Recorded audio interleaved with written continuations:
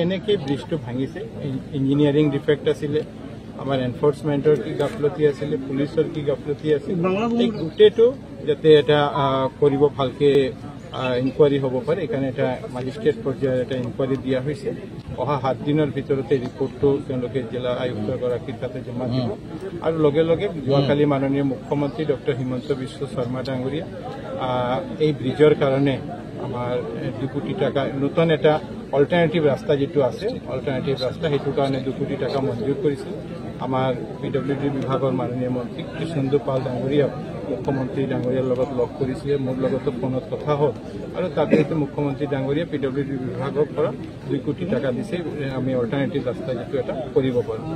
আজি আমি এই ৰাস্তাটো চাম, লগে আৰু এটা সৰু ৰাস্তা আছে যিটো অলপ শ্বৰ্ট ডিষ্টেঞ্চত, যাতে সৰু গাড়ী তাৰ পৰা আহিব পাৰে, যাতে ৰাইজৰ অসুবিধা নহয়, সেইকাৰণে আমি এই ব্যৱস্থা কৰোঁ। আজি আমি ইয়ালৈকে আহিছোঁ, দলংখন যিটো ভাঙিছে সেইটো আমি দেখিলোঁ আৰু লগে লগে দলংখন NHADCL এই ৰাস্তাটো যেতিয়া গেমন ব্ৰিজ তেওঁলোকে কৰি আছে, ৰিপেয়াৰিঙৰ কামটো চলি আছে, সেইকাৰণে এই ৰাস্তাটোৰ মেইনটেনেঞ্চ টেম্পৰাৰীলি NHADCL কৰি আছে।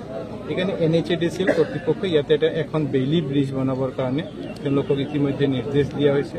যোৱাকালিয়ে তেওঁলোকে ইয়াত ব্ৰিজখন বনাবৰ কাৰণে, বেইলি ব্ৰিজখন বনাবৰ কাৰণে এইটো 130 ফুট হয়, সেইকাৰণে ইয়াত যে মেটেৰিয়েলছ আছে এইটো 100 ফুটৰ কাৰণে আছে, সেইকাৰণে নতুন মেটেৰিয়েলছবিলাক আনিব লাগে। যোৱাকালি তেওঁলোকে অৰ্ডাৰ প্লেচ কৰিছিলে, ৰাঁচীৰ পৰা আজি ৰাতিপুৱাই তাৰ পৰা এই মেচিনাৰীবিলাক তাৰ পৰা ইয়াত অহা আৰম্ভ হৈছে।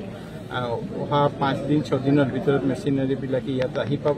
লগতে এটা কোম্পানী, যি কোম্পানী গোটেই ভাৰতত নিৰ্মাণ কৰে, তেওঁলোকে একেলগে মেইন মেটেৰিয়েলছ একেলগে ইয়াত অহা 5-6 দিনৰ ভিতৰত ইয়াত আহি পাব আৰু অহাকালিৰ পৰা আমি PWD বিভাগ আৰু NHADCL দুজনে মিলি এই ব্ৰিজখন যিটো দলংখন যিটো ভাঙিছে এইটো ডিছমেণ্টেলিঙৰ কামটো আৰম্ভ কৰিব।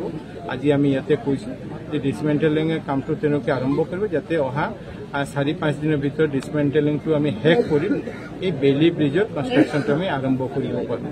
লগে লগে ইয়াৰ ওচৰতে এতিয়া আমাৰ ৰাইজৰ অসুবিধা যাতে নহয়, আমাৰ ছাত্ৰ ছাত্ৰী স্কুলত যাতে আহিবৰ কাৰণে অসুবিধা নহয়, সেইকাৰণে ইয়াতে এটা বোটৰ ব্যৱস্থা জিলা প্ৰশাসনৰ ফালৰ পৰা আমাৰ আৰ্মীৰ সহায়তা এইটো ইয়াতে কৰা হৈছে। কিন্তু লগে লগে আমি অভিযোগ দিছোঁ যে ইয়াতে এখন টেম্পৰাৰী বেম্বো ব্ৰিজ যাতে পাৰাপাৰৰ কাৰণে সুবিধা হয়, এইকাৰণে কৰিবৰ কাৰণে আমি ইতিমধ্যে কৈছোঁ। এই ব্ৰিজখন ভঙাৰ কাৰণে ৰাইজৰ অসুবিধা হৈছে আৰু যাতে ৰাইজত আমি কম অসুবিধা হয়, সেইকাৰণে মাননীয় মুখ্যমন্ত্ৰী ডক্টৰ হিমন্ত বিশ্ব শৰ্মা ডাঙৰীয়া প্ৰশাসনৰ ফালৰ পৰা এইটো ব্যৱস্থা গ্ৰহণ কৰা হৈছে, যাতে আমি কম অসুবিধা দি ৰাইজক যাতে আমি এই পাৰাপাৰ ব্যৱস্থাটো আমি অলপ স্মুথ কৰিব পাৰোঁ। জিলা প্ৰশাসনে মেজিষ্ট্ৰেট ইনকুৱাৰী দিছে। এই ঘটনাটো যিটো হৈছে ইয়াতে আমি দেখা পাইছোঁ যে ঘটনাটো হোৱাৰ পিছতে 2খন ট্ৰাক ইয়াতে আছিলে, য'ত অভাৰলোডেড ট্ৰাক ইয়াতে আছিল।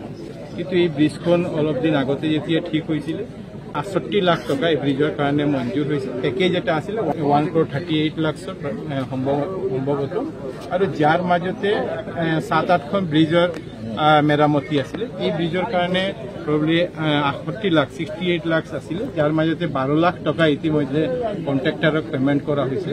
আমি PWD বিভাগক আমি নিৰ্দেশ দিছোঁ যে বাকী যে পেমেণ্ট 12 লাখৰ ওপৰত যাতে কোনো পেমেণ্ট কণ্ট্ৰেক্টাৰক নকৰা হয়, সেইকাৰণে আমি নিৰ্দেশ দিছোঁ। আৰু লগতে ইয়াতে এই ব্ৰিজৰ কাৰণে এটা লিমিট দিয়া হৈছিলে 40 টন, কিন্তু আমি দেখা পাইছোঁ অভাৰলোডেড ট্ৰাক ইয়াতে আহি পাইছে আৰু ওচৰতে এই 40 টনটো মেইনটেইন কৰিবৰ কাৰণে ওচৰতে পুলিচ কেম্পো বহা হৈছিলে। কিন্তু এই তেওঁলোকৰ গাফলতি আছে কি নাই এইটো ইনকুৱাৰীতে আহিব, কিন্তু প্ৰাৰম্ভিকভাৱে আমাৰ আৰক্ষী অধীক্ষক ডাঙৰীয়া যোৱাকালি এজন ছাব ইন্সপেক্টৰ, এজন ASI এছিষ্টেণ্ট ছাব ইন্সপেক্টৰ লগতে আৰু 2জনক তেওঁ ছাছপেণ্ড কৰিছে।